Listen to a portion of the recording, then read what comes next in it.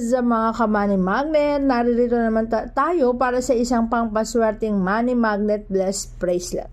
Alam mo bang ang money magnet blessed bracelet na to ay nagmula pa sa Banahaw, kung saan ang lahat ng mga bracelet na nagmumula dito ay magsisilbing napakaswerte. Maaari mo tong gamitin sa tayaan o kaya naman sa negosyo, na kapag suot-suot mo to ay mag-a-attract ng maraming blessing at pagkakataon na kumita ng pera.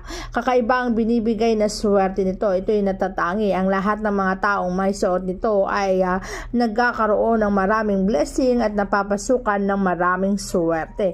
Marami nang nagsuot nito, ginamitan ng dasal at bless po to sa pangalan nyo. Kaya naman kapag meron ka nito, ang lahat ng blessing ay mapapasayo.